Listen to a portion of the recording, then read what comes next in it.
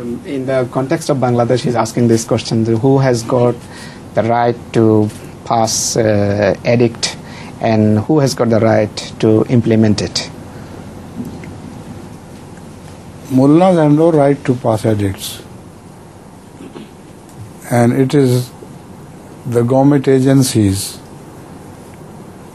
the judges, which are employed by the government, but those judges who know also Sharia, they are capable of passing edicts, otherwise not.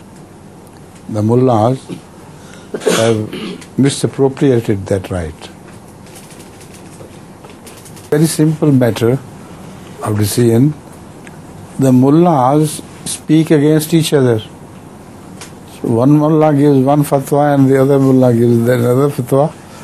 Whose fatwa will be carried?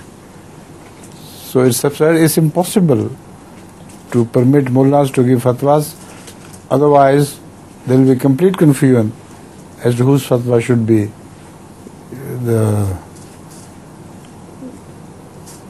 implemented.